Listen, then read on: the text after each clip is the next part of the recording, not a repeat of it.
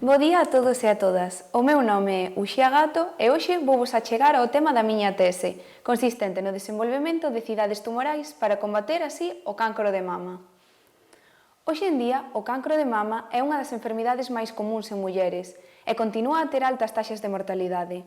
Debido a iso, é moi importante a búsqueda de novos fármacos máis efectivos para esta enfermidade. O proceso de búsqueda de novos fármacos é moi longo e complexo. Imaginádevos simplemente o casting dunha superproducción.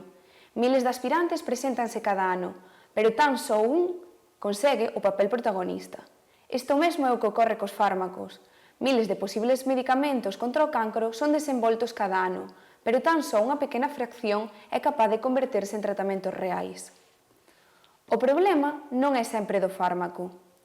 As plataformas que se están a empregar para poder facer as probas de eficacia destes fármacos non son as correctas. As máis empregadas seguen a ser os modelos 2D e os modelos animais, principalmente ratos e ratas, as cales non son capaces de imitar a complexidade dos tumores humanos. Isto tradúcese en posteriores fallos nos ensaios clínicos que se dan nos humanos. Os modelos tradicionais son demasiado simples e non son capaces de imitar as características dos tumores humanos. É necesario deseñar novos modelos que inclúan os elementos que conforman os tumores para así obter comportamentos similares aos que vemos en vivo. Un tumor funciona máis como unha cidade que como unha simple masa de células, e unha cidade non se pode entender vendo tan só a un dos seus habitantes.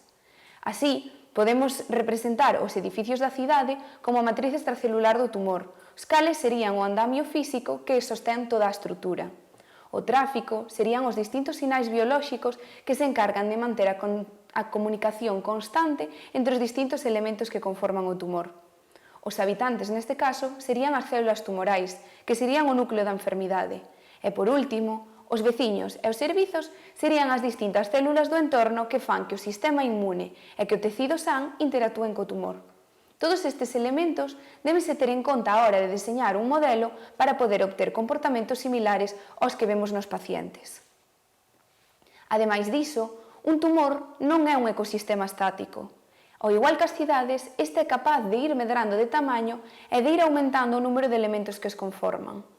Así, os tumores son capaces de ir modificando as súas propiedades constantemente e de evolucionar ao longo do tempo para poder facilitar a súa supervivencia.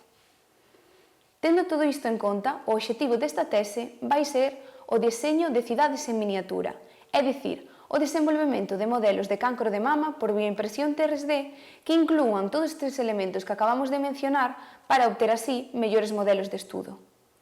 Por un lado, imitaremos a complexidade celular mediante a adición de diferentes células tumorais e estromais que así permitan obter esa diversidade tumoral.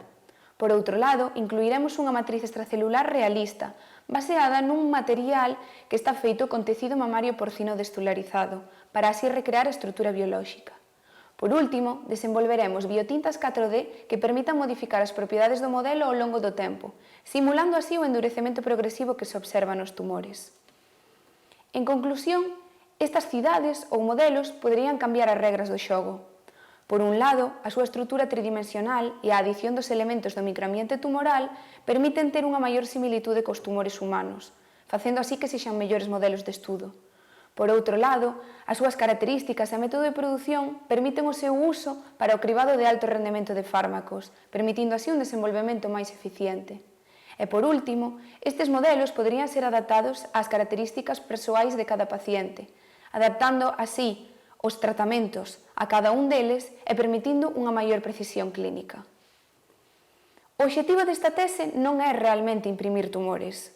O obxectivo desta tese é, por fin, deixar así de traballar a cegas e achegar máis axiña os tratamentos adecuados a aqueles pacientes que realmente o necesitan.